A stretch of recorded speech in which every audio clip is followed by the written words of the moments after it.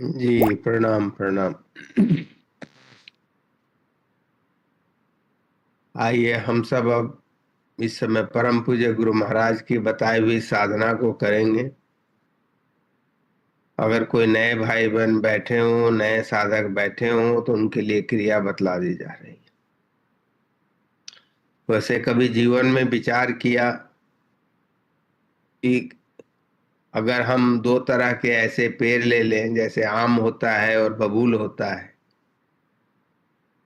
तो आप देखें आम एक ऐसा पेड़ होता है जिसके पत्ते भी तोड़े जाते हैं पूजा के लिए, डालियां भी काटी जाती हैं हवन के लिए, फल लगते हैं तो पत्थर भी चलते हैं।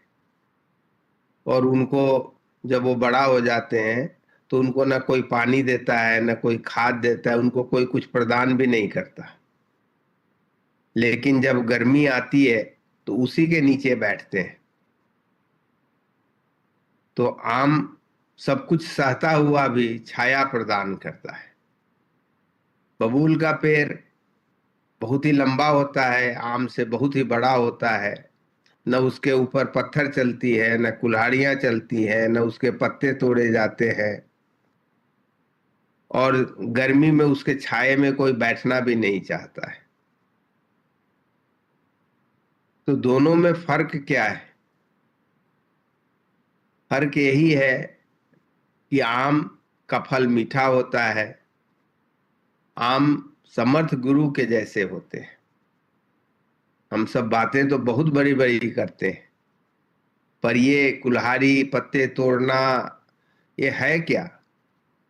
हम अपनी जो इच्छाएं लेकर के, जो सांसारिक इच्छाएं लेकर के उनके ऊपर, उनके पास आते हैं, वो हमें आध्यात्मिक ज्ञान प्रदान करना चाह रहे हैं, आध्यात्मिक शक्ति प्रदान करना चाह रहे हैं।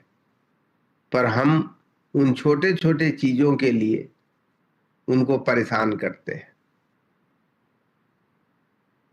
पर जब हमें जरूरत होती है, जब हम वास्तव में दुखी हो जाते हैं, तब हम छाये के लिए भी उन्हीं के पास जाते हैं।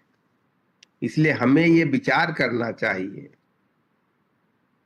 कि हम पाते तो हैं उनकी कृपा दया सब कुछ, हम उन्हें क्या प्रदान कर पाते हैं? और आप अगर कुछ किसी को प्रदान नहीं कर सकते हैं, चाहे वो समर्थ गुरु ही क्यों ना हो, तो आपको उनसे पाने का अधिकार क्या है? ये विचार के करने योग्य बातें हैं कि हम सिर्फ क्या लेना ही चाहते हैं, हम देना क्या चाहते हैं। ये जब विचार करेंगे तब पता चलेगा कि समर्थ गुरु हमसे चाहते क्या है, और समर्थ गुरु जो चाहते हैं हमसे, क्या हम उन्हें वास्तव में वह दे पाते हैं? ये विचार करने पर स्वयं ही आपको इसका उत्तर मिल जाएगा। पर उसके लिए जो हमारे मन शांत होने चाहिए, विचार शांत होने चाहिए, ऐसी बातों को समझने के लिए, ऐसी बातों को अपने अंदर उतारने के लिए, और उसी शक्ति को प्राप्त करने के लिए परम पूज्य गुरु महाराज ने जो साधना दी है, उसी साधना को हम सब इस समय करने के लिए बैठे हैं। इसको करने के लिए हमें पूर्ण श्रद्धा, प्रेम और विश्वास के साथ बैठना होता है कि हम साक्षात परमात्मा के समक्ष बैठे हैं। संत मत में समर्थ गुरु को ही साक्षात परमात्मा मानते हैं। जो लोग सही ढंग से साधना करते हैं, उनकी याद में रहते हैं, निश्चित तौर पर इसका अनुभव प्राप्त कर लेते हैं। इस साधना को करने के लिए हम सबको ऐसे एक सुखद आसन में बैठना होता है जिसमें करीब 35 मिनट तक बगैर हिले डुले बैठे रह सकें। जहां तक हो सके मेरुदंड सीधी रखें, नेत्र हल्के से बंद करें जैसे सोते वक्त